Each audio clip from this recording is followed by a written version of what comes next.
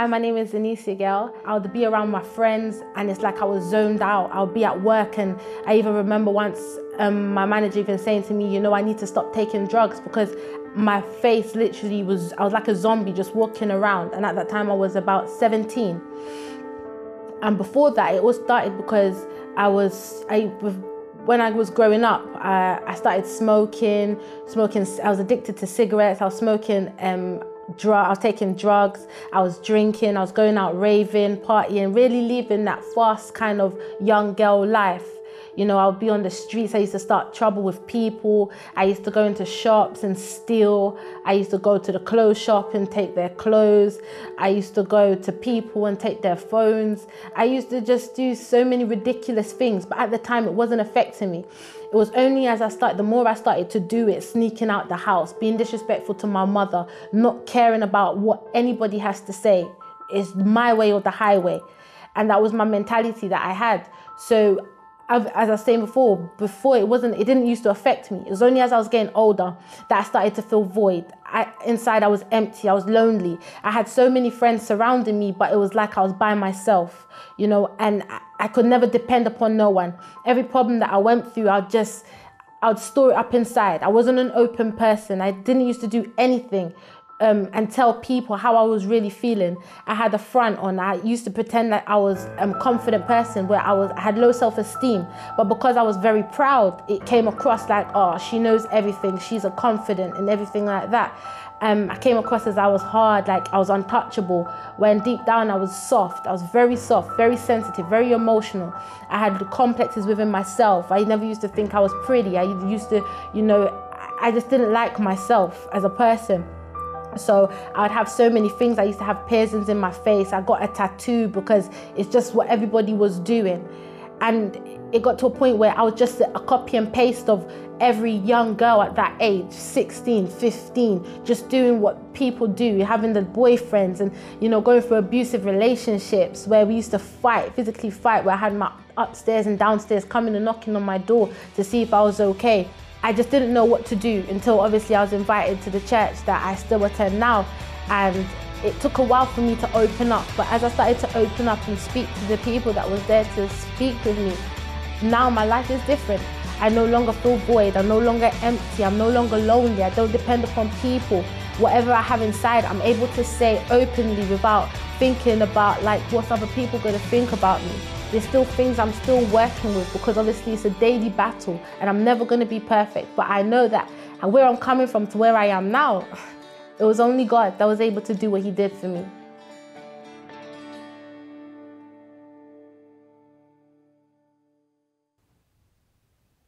Hello, good evening and welcome to Finding Answers.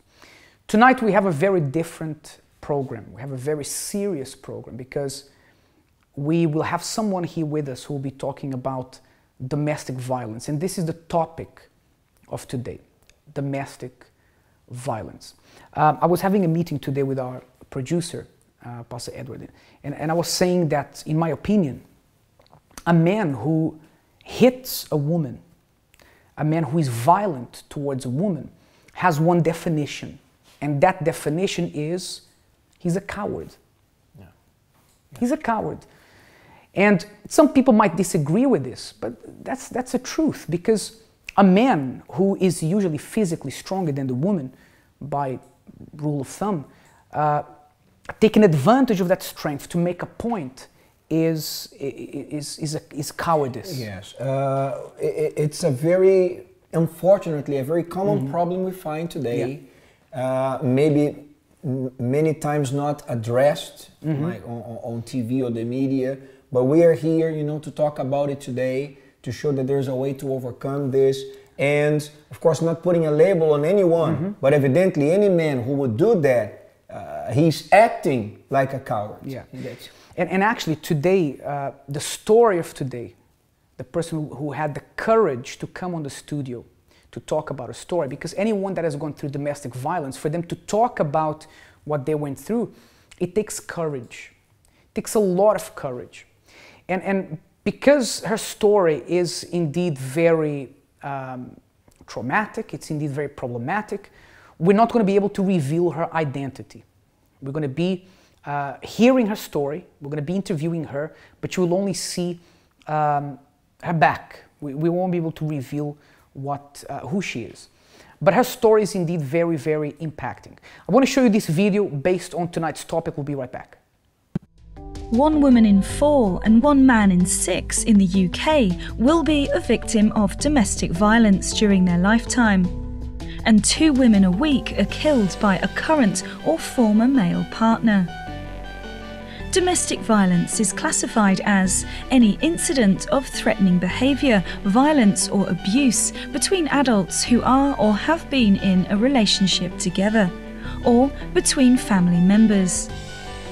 We think of domestic violence as hitting, slapping and beating, but it can also include emotional abuse, as well as forced marriage and so-called honour crimes.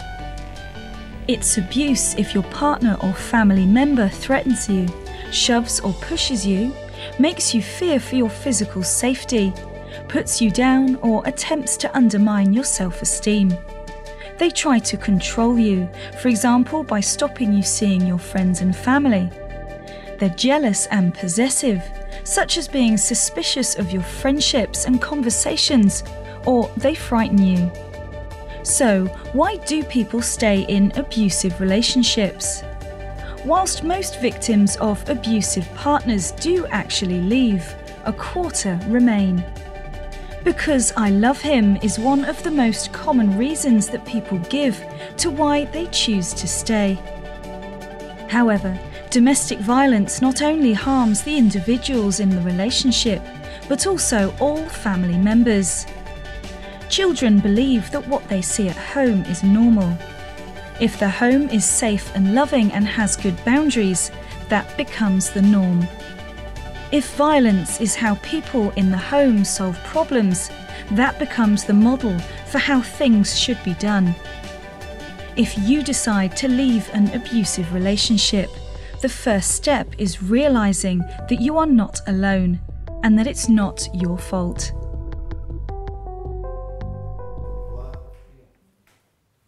Welcome back. This is Finding Answers, and tonight we're talking about the topic domestic violence. In our line of duty, we receive people who go through this kind of issue, and Pastor James, it's amazing to find the number, especially with women, that would come and talk to us seeking for help, you know, talking about the problem, and they blame themselves. When, you know, many cases, it's the man that is hitting, you know, without of course, there's never a reason to hit a woman, but especially when they talk about why, sometimes there is no why, but they say, no, I don't want to talk about it because, you know, the problem is me, I mess up, I'm not, you know, as good as I could be. It's something very negative. And you've hit the nail on the head. Actually, I just want to make sure the cameras get our shirts, please. If the cameras open up a little bit more, because I want people to have a look at our shirts. We'll tell you in a little bit later why we're wearing this shirt.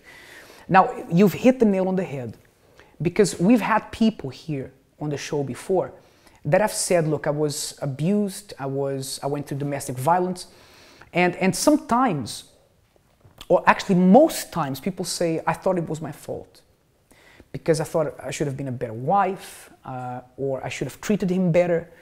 And no amount of problems that a wife may give can justify violence. Violence is wrong, not just against women, it's wrong, period. Yes. Right? And we are here, you know, even to let them know, you know, that it's not okay.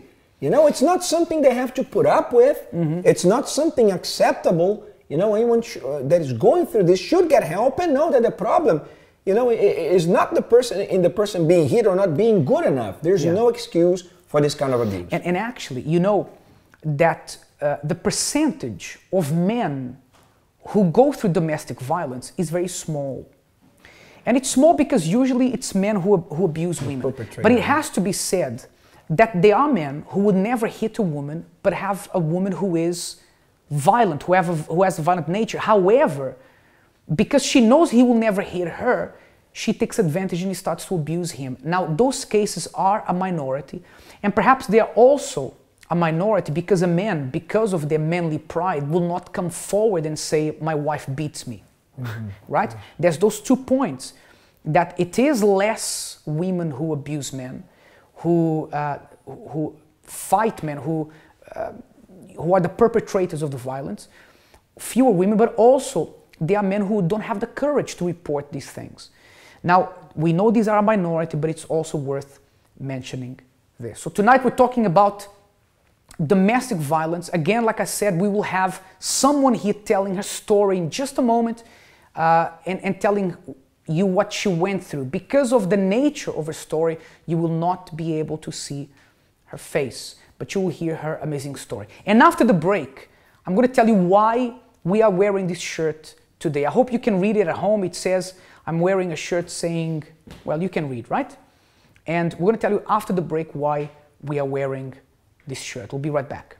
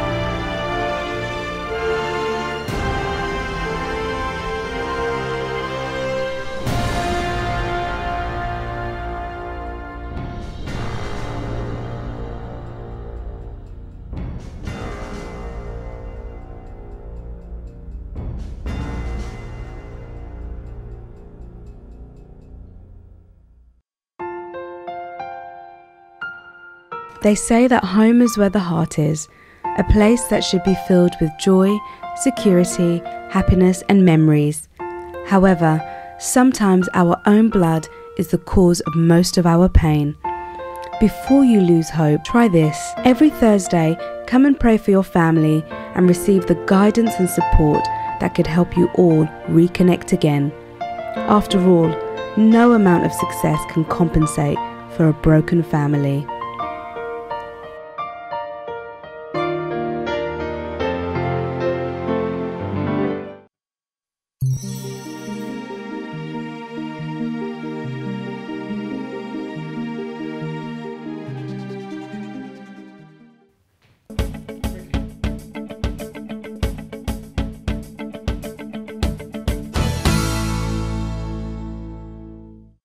Welcome back. We're talking about domestic violence. But first, let me tell you why we are wearing this shirt. Perhaps you were watching the program and you thought, what is going on? Something strange. Why? Why are they wearing that shirt that says, I'm a loser? Let me just say that unfortunately, a lot of people feel exactly how we look. They feel like a loser. Nobody tells them, hey, you're a loser.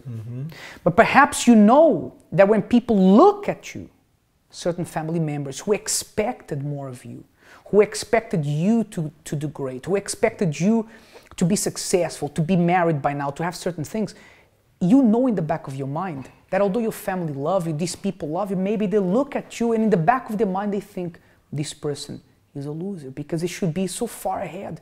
Maybe you feel like a loser and you don't want to be like that anymore. You know, when a person grows up, Pastor Edward, they have all these dreams and they make all these plans, but then when it doesn't come true, how do you feel? Like a loser. And the thing is that the very negative aspect of thinking this way or accepting this thought, listening to it, is that it will actually have a strong impact in the outcome of our lives. Because, you know, it has what we see on the outside has a lot to do with what we see, you know, what we believe on the inside. Yeah. And as you're saying, you know, that it's a very complicated thing when we start worrying about what the way that other people see us. Oh, you know, maybe he sees me as a loser. Oh, maybe to my family I look like a loser. Oh, you know, look at what happened now. Look at the way that I look. And different things, right? And the worst is not when people think that you are a loser, is when you feel like a loser. Because when you feel like a loser, it's like you walking with this t-shirt. When I arrived to do the program here tonight, and I went to talk with the producers, and I was hiding myself behind the door. Because even though it's for the program, I don't even like people to see me with this shirt, because I'm not a loser. But maybe you feel like this, and you know you're not, but you feel like that because you failed so many times. We're going to do something different, Pastor Edward. We are going to take the next 10 minutes while you listen to our first testimony, our first real life story of tonight. And tonight we are going to be answering your calls. We can only do this for a window of 10 minutes because afterwards we'll come back here to listen to the second testimony and then pray for you. But Victoria, who is here with us as usual, she'll be talking to the first real life story. And in the next 10 minutes, if you say, James, I feel like this.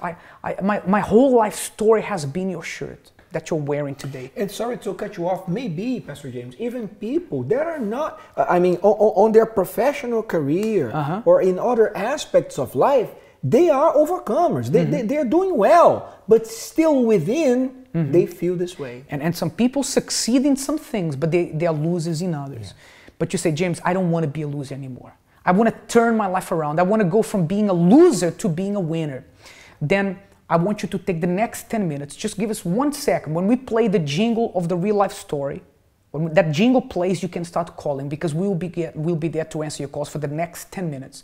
The number to call is 020-7686-6300. That's 020-7686-6300. I'm not even going to ask you to send an email because this topic is too serious for you to send an email. So if you want to speak to us, we'll be there by the phones in about 10 seconds. Let's listen to tonight's real life story. It's pushing me for the rest of the week, so it's like a boost. Things were really tight. Today, the way I see myself is completely different.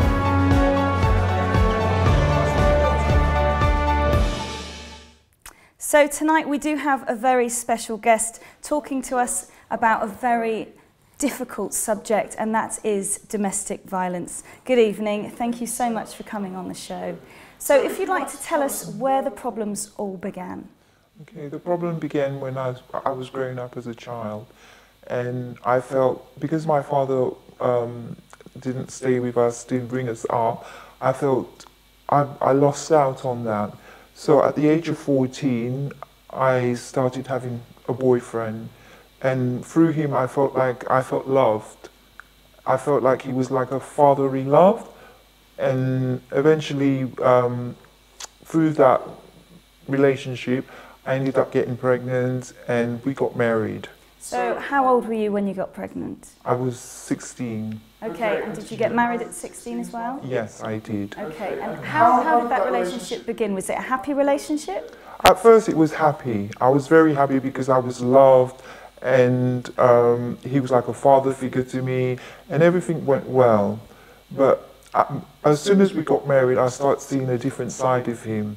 It's like he was overpowering me, he was starting to control me, and I really didn't like that. How old was he? Was he a lot older, or was he a similar age? He was about 3 years older than me. Okay. Yeah. So what things did he start doing that took you by surprise? He started being possessive over me, and for instance, like if we were to go out, he would watch me, and if I was to go to work, he would be control over me. He would have he would have control over me in everything that I would do. I would come from work and he will smell my hair, he will check me, he will go in my bag, and he was like becoming very possessive towards me. Did you ever ask him why? What was he looking for? What did he think you were doing? He thought I was seeing other people. Right. Yes, but I was just going to work and coming home. So were you pregnant, or was this after you'd had a child? After I had my daughter. Okay, so were you going out? Were you seeing lots of people? No, I was going to work and coming home. Okay. Yeah. So did he believe you when you said that you weren't doing anything? He didn't believe anything that I said. Even if I was to go out to the shops or do anything, he would be suspicious of me all the time with anything that I would do. He was just so suspicious. And he came to the point where he started getting violent towards me. And he would start hitting me with the belt, the shoes, anything that he could get. He was starting to get very violent to me. Did you ever tell anybody? No, because the reason I didn't tell anybody because I was scared. I was scared to say anything because I was scared that he would probably hit them as well. Right. So I didn't want to tell any of my family at all. I was really, really scared of him. So how long did this go on for, this period of physical abuse? It went on for 7 years of my life. Really? Yeah, 7 years, because I was young and I was very naive and I thought, this is my life now. I'm married, and what can I do? How am I going to get out? Who's going to help me? I was trapped. I was scared and I was trapped and I just didn't know. Many times I've tried to escape, but he always came back and he found me. So when you say you tried to escape, what did you do? Can you give us an example? For instance, like I would go to my cousin's place and go there and stay there. He'll come there and for some reason he'll overpower me and take me back home. And I would go to my mom's place, it would be the same thing. I just didn't tell anybody that was going on at all in my life. So when he came to get you, for example, from your cousin's house, what did your cousin say? Did they know? Well, there was one night that what happened is that when I went to my cousin's place and he was there, we were having a good conversation, we were talking, everything was well. All of a sudden he just started getting angry for some reason. I can't remember why he was getting angry, but all I remember the next minute he was starting to punch me in front of my cousin. Right. And he dragged me off the settee in front of my cousin, and that's when my cousin realized what was happening. And she said to me, Pam, look, you don't have to go back home with him, you can stay with me. So I said to him, I was still so scared because I thought, look, she's a girl. How is she going to help me? How is she going to protect me against somebody that's abusing me? Right. So I ended up going back with him again. So did all your family then find out what was going on? Did your cousin tell any? No. No, she hadn't, because I said to her, don't say anything to anybody because I didn't want them to know. Gosh, okay, so what was the breaking point then? I assume that you're no longer with him. So what was the low point? The low point is when, I was taking the beatings. It wasn't just like once a week or twice a week. It was very regularly that he was doing this to me, and I was living in fear. And even though we were going to friends' place, and he would still be very abusive to me in front of them. He would shame me by saying horrible things about me. And there was one day that I remember I went out to work and I came back and he was cooking. And for some reason, my little girl had touched he was cooking chips, and she had touched it, and he actually burnt her finger, and that was the last straw. That was the day that I decided that that's it, I've had enough, And so I decided to pack my bags. He went out to work. I decided to pack my bags, and I left. With your daughter? Yeah. Where did you go? At first I went to.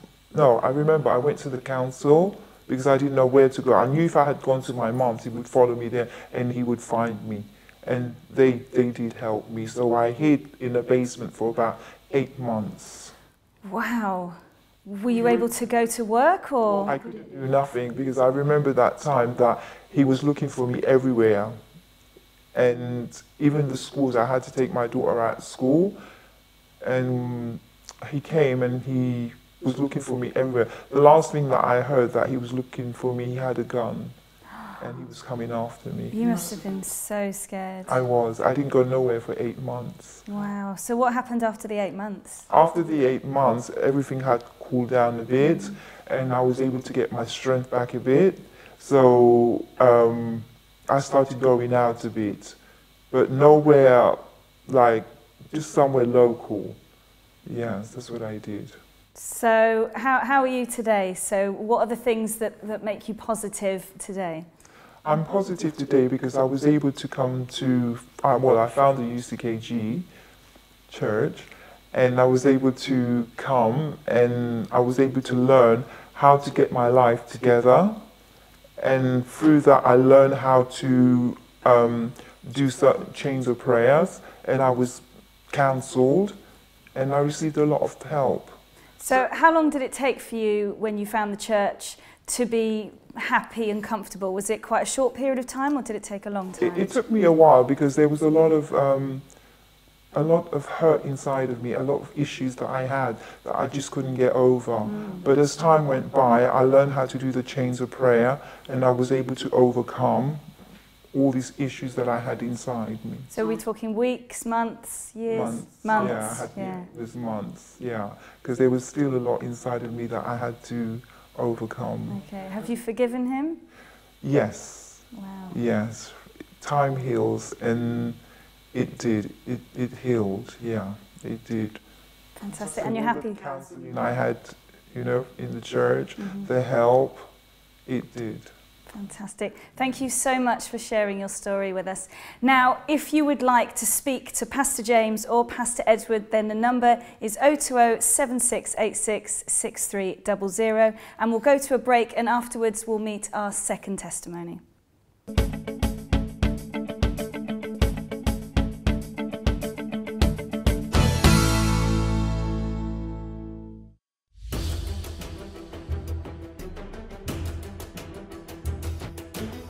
Uplifting, Diverse. vibrant, dynamic, Powerful. Youthful. Informative. Energizing. passionate, Motivational. Freedom. Lively. Excitement.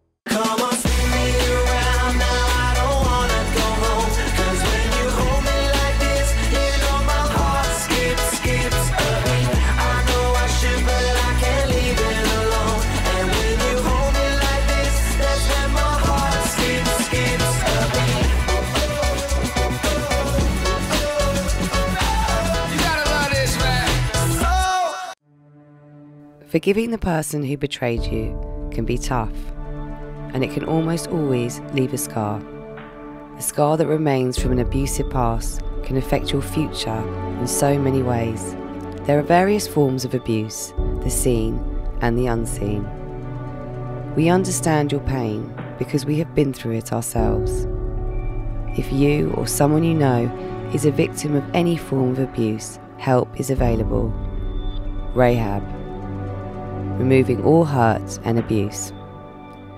We won't pretend it never happened, but our aim is to help you heal the wounds of the past so that you can build a happy future.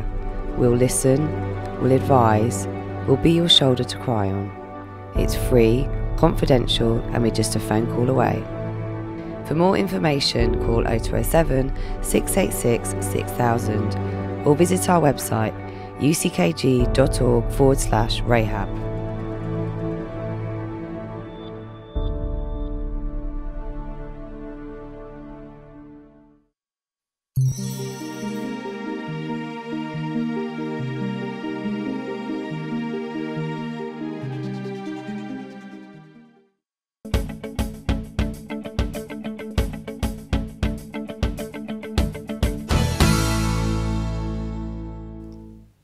Welcome back. So I've changed. We were there answering some calls.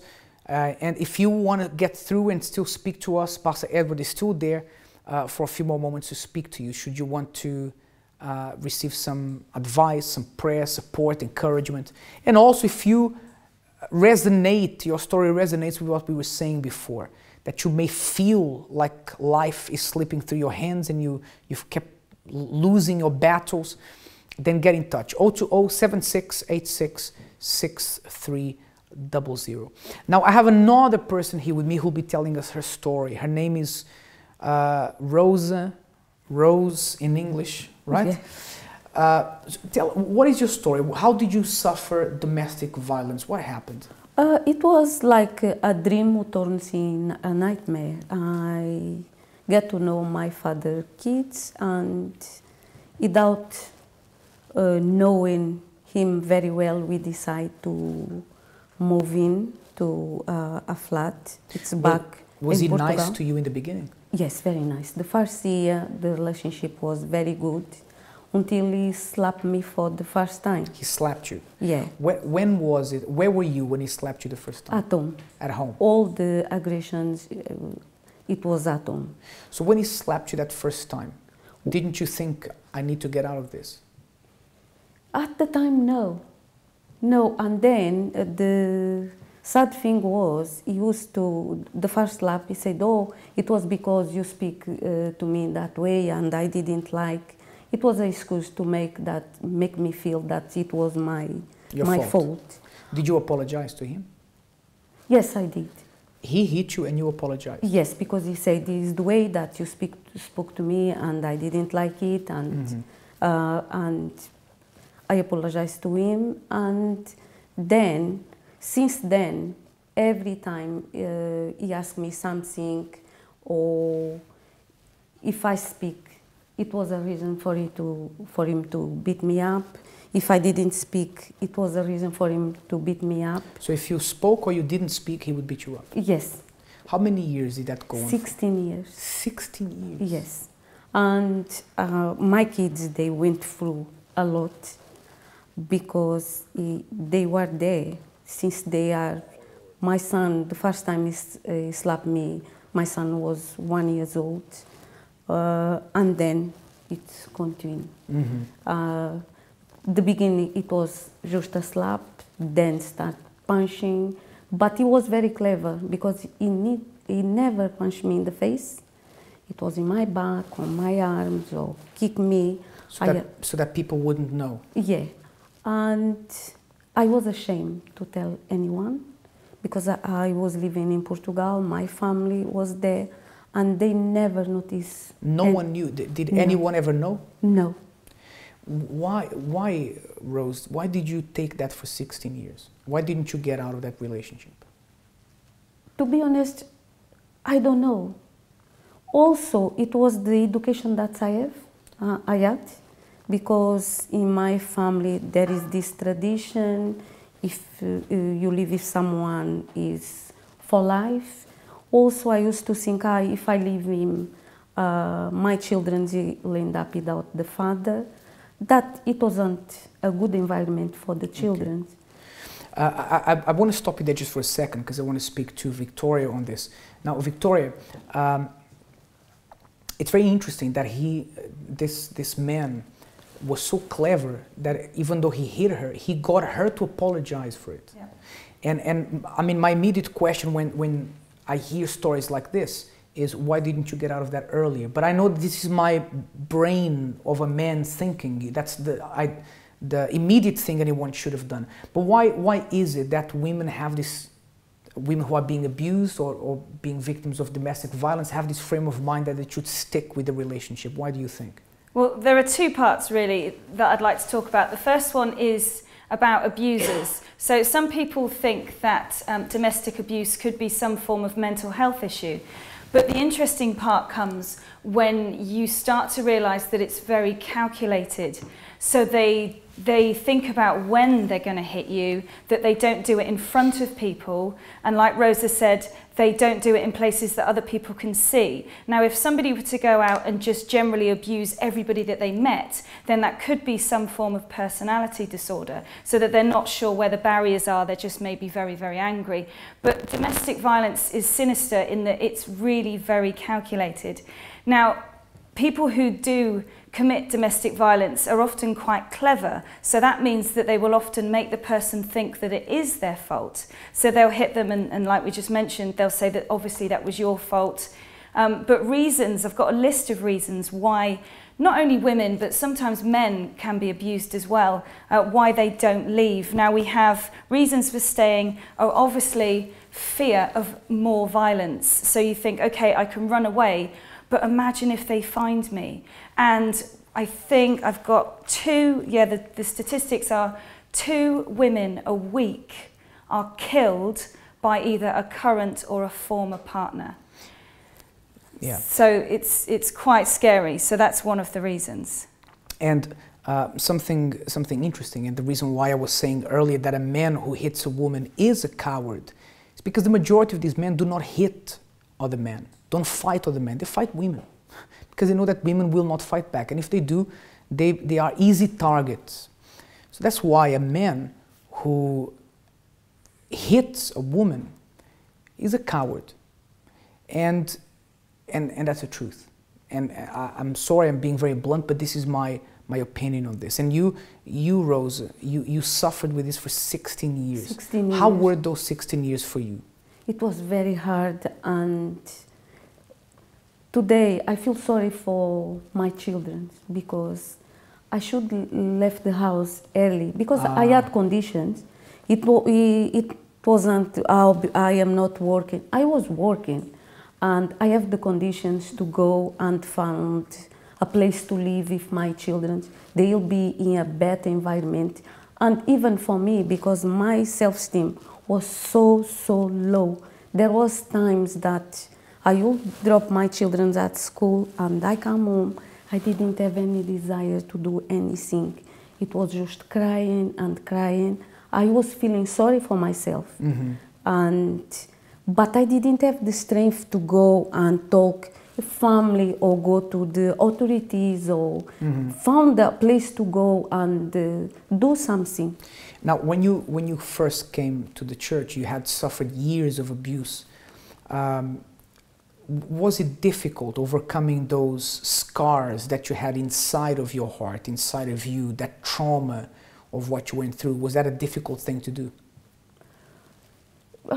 No, because the first day I went to the church and there was someone in there. That's the way the person spoke to me. She didn't judge me for being so many years of being abused. Didn't ask me why.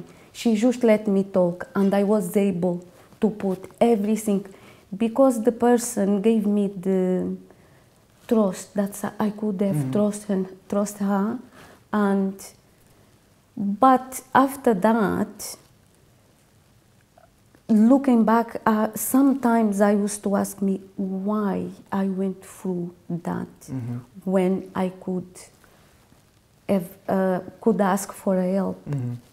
So it's interesting because I thought you were going to say, or it took me a really long time to overcome these things, but you said it was actually quick, that you did. It was quick. That's good, and perhaps it's a testament to what you just said, that when the person chooses to open up and to put everything out and say, I need help, then the process becomes a lot easier. Yes. Now, Rosa, how is your life today? How is the life of your children today? How are things for you as a woman now? Different.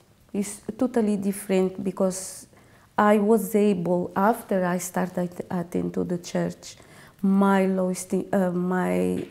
self-esteem is higher now. I can advise other people as well to say, if you are suffering, don't be like that. Found a place, found someone to talk. Even you can go to a neighbor and ask for help. My children today, they are fine because we found all the support in the church. And you know what's interesting is that, you know, I believe that you overcoming this, you said you overcame the trauma so quickly.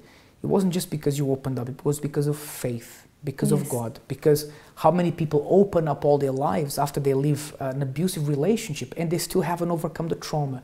But you did, because you chose to seek help, you chose to open up, but you also chose to learn how to use your faith, to go to God. And He healed your wounds, He healed the trauma of the past. Are you completely free of that trauma of the past? Yes. I don't think, even though I looking back and I forgive my ex-partner, I don't have any grudge against him, and I am totally free of the past. And one final thing, I want to ask you a final question. What would you say to that person who is in a relationship that she suffers domestic violence for a year, for 10 years, for 20 years, whatever it is? What would your advice be to her? To stick around or to start a new life? What is your advice? My advice is, if you are going through the things that I went, find help. You can go to a church like I did, and there no one is going to ask you, why you are in this relationship, why. You will get advice and you will come over of all these things. Don't suffer alone, because the worst thing is be at home, you don't know if you can speak or not speak. Like it was your case. Yes. If you speak, you are beaten. If you are not speaking, you are beaten. If you put food on the table, the plates can go over. No, don't suffer like that. Found a place. We have so many church or branches around England. Or if you are in another country, you can go and found a church and speak if the people, they don't judge you. They will help you to come over this situation. Thank you so much. And I just want to say, I did say just now that, you know, ideally, if you're in an abusive relationship, get out. But I have to say that I have heard of stories where the person couldn't just leave. They had to put into a place where they were protected. They were, you know, no one else knew the address they went to, so that they were protected from a violent partner. And if you need that, then there are organizations out there that can help, and you should look for that help, as also the spiritual help that faith and God can give to you. So these two things together, they can really help. Now, I want to go into a short break. When I come back, Pastor Edward will be here with me. He's been taking calls there. And we are going to make a prayer later on for you who want to stop losing and start winning. Don't go anywhere.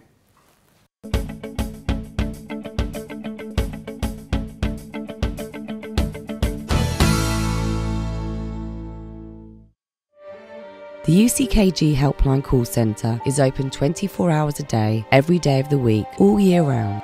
If you need help due to a serious problem you may be going through, if you feel that you have nowhere to turn to and desperately need someone to lend a listening ear, then we can help you. It doesn't matter who you are or what you have done, your religion or race, your call will be answered by someone who genuinely cares about you and has your best interests at heart. We also arrange home visits for the housebound and hospital visits for anyone in great need of kindly human contact. Whether it is simply information you want or desperately need someone to talk to, we're here for you on 0207 686 6000.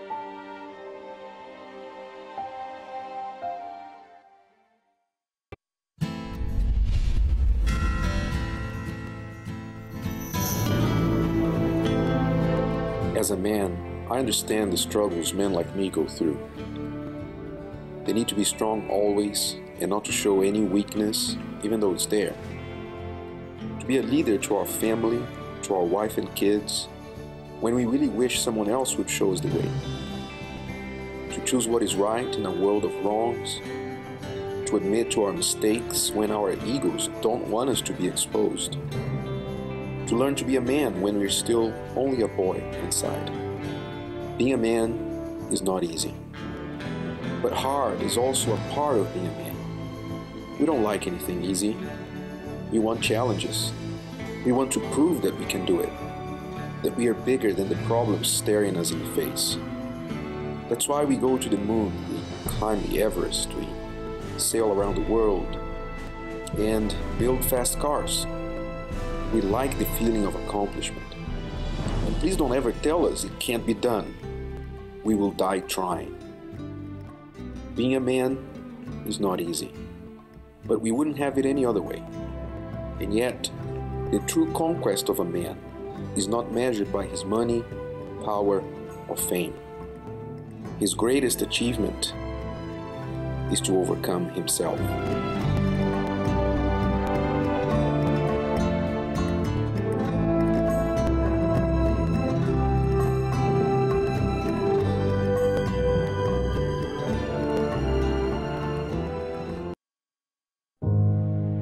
The Bible contains the mind of God, the state of man, the way of salvation, the doom of sinners, and the happiness of believers. Its doctrines are holy, its precepts are binding, its stories are true, and its decisions are immutable. Read it to be wise, believe it to be safe, and practice it to be holy. It contains light to direct you, food to support you, and comfort to cheer you. It is the traveler's map, the pilgrim's staff, the pilot's compass, the soldier's sword, and the Christian's charter. Here, paradise is restored, heaven opened, and the gates of hell disclosed. Christ is its grand subject, our good the design, and the glory of God its end. It should fill the memory, rule the heart, and guide the feet. Read it slowly, frequently, and prayerfully. It is a mine of wealth, health to the soul, and a river of pleasure. It involves the highest responsibility, will reward the greatest labor, and will condemn all who trifle with its sacred contents. Pray it in, read it through, live it out, and pass it on.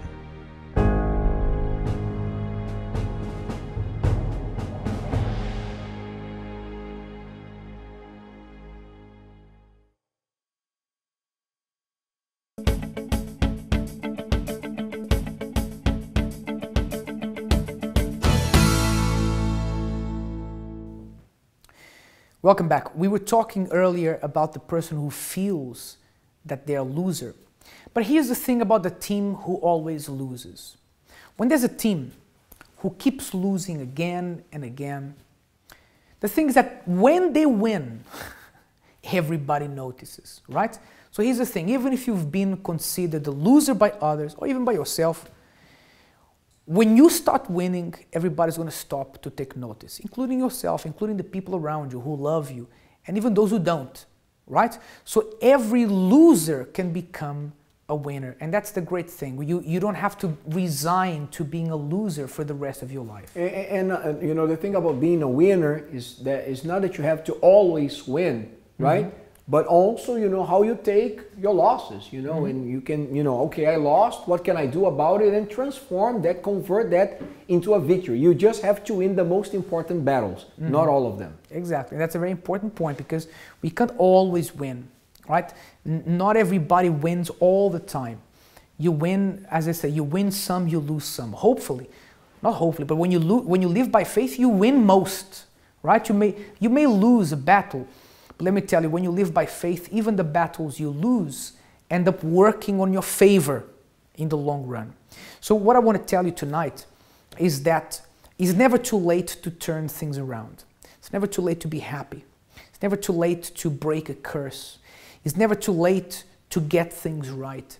And you have the opportunity to do that. And I think, Pastor Edward, that the earlier, the quicker the person accepts that, the better, because sometimes the person accepts everything that is negative, but they don't accept the good things. We have to learn to accept that things can change, can get better. People can decide, you know, to reject the idea that they are too far gone.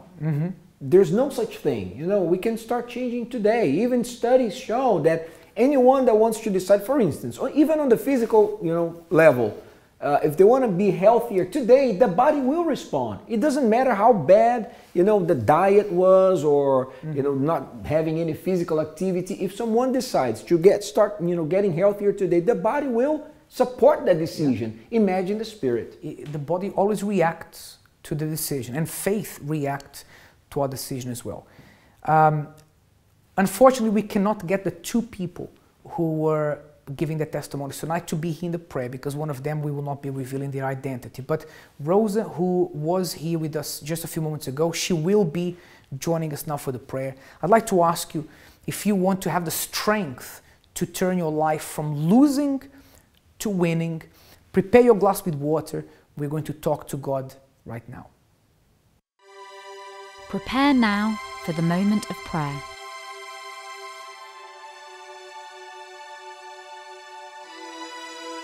If you would like a prayer concerning your spiritual well-being, send your name and prayer request to prayer@findinganswers.tv.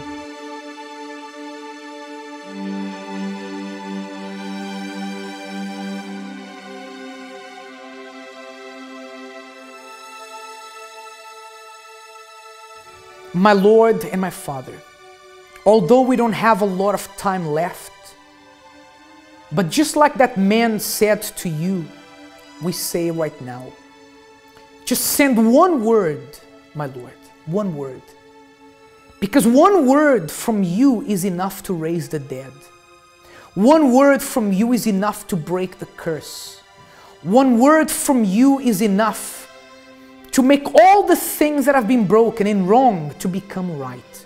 And so I say right now, my Lord, that those who are taking part of this prayer with us in faith, those who believe, like my colleague said, those who believe that they're not too far gone, that there is still hope for them, my Lord, let the transformation start right now. Let the negative become positive. Let those who felt like they were losing constantly start winning, one battle at a time. I determine, my Lord, I determine right now the transformation, the change in this person's direction of life. I also pray for those who need forgiveness, for those who have made mistakes, for those who feel that they don't have a future because perhaps they've messed up too bad. Forgive them, my Lord. I cannot offer this forgiveness. It is you. It comes from you. Let this water be like the water that cleanses the sins. And let this person find the strength to start again. Receive this strength there where you are right now. You may drink of the water where you are.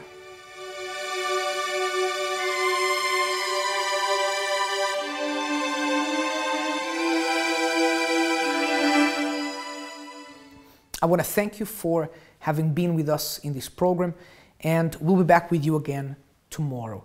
We hope that you've been inspired by these life stories, and that you will be inspired also to make a decision to look for a different direction in life. And perhaps you can start by coming to the church, speaking to one of us on a one-to-one. We are always there available, and we would like to help you if you so allow us to do. Until next time, have a wonderful night. May God bless you.